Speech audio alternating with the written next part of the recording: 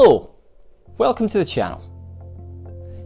Have you turned 71 this year, or will you do so by the end of the year?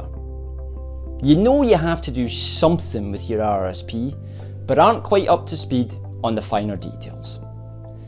Perhaps you're just retired and now want to access your RRSP savings.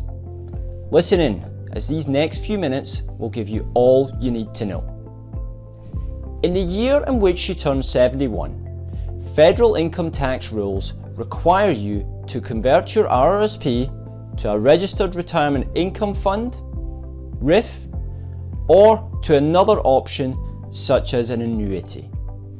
For the vast majority of RRSP holders, converting to a RRIF makes the most sense because interest rates on annuities are currently so low. Some basics. What is a RRIF and how does it work?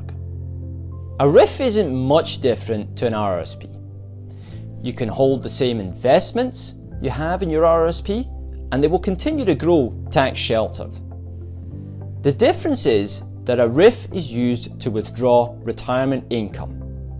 You can no longer contribute new money. Sounds straightforward enough?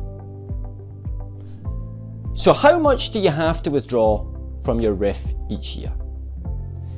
In the calendar year after you open a RRIF, you have to start withdrawing money from it. While the optimal amount for you depends on your goals and other sources of income, you must withdraw a minimum. These minimum amounts start at low levels and increase with age. For example, in the year after you turn 71, you must withdraw 5.28% of the market value of the assets that were in the RRIF on December 31st of the previous year. You can, however, always withdraw more than the minimum amount.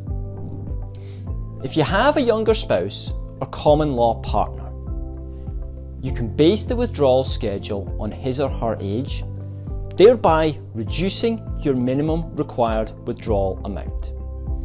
If you're turning 71 this year and your spouse is, for example, 64, you can choose this option when you set up your RRIF, effectively lowering the mandatory withdrawal amounts and reducing your taxable income. This is a beneficial strategy if you don't need the extra income. How are RRIF withdrawals taxed? All RRIF withdrawals are considered income and must be reported on your personal tax return. Lovely stuff, I hear you say. More tax. Remember though, nothing is free and this is the government's payback and all the tax breaks you got when you initially contributed to the RRSP. Can you convert your RRSP to a RRIF earlier than age 71? Absolutely you can. You can convert your RRSP to a RRIF as early as age 55.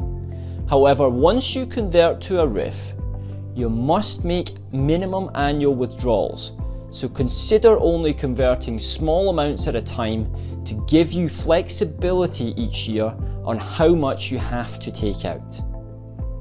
In most cases, it makes sense to at least convert a portion of your RRSP to RRIF and take advantage of the pension income tax credit if you're 65 or older.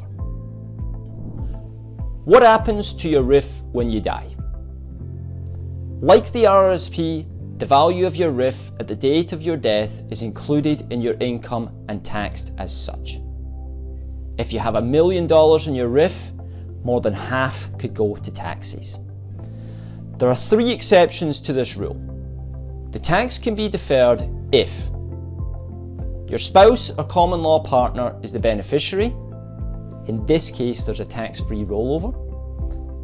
Or you have a financially dependent child or grandchild under the age of 18. Or you have a financially dependent, mentally or physically infirm child or grandchild of any age. One of my favourite strategies for retired clients to look at is drawing down your RRSP or RRIF by more than the annual minimums, but making sure you keep under the old age security clawback limit and ultimately maximising the estate value.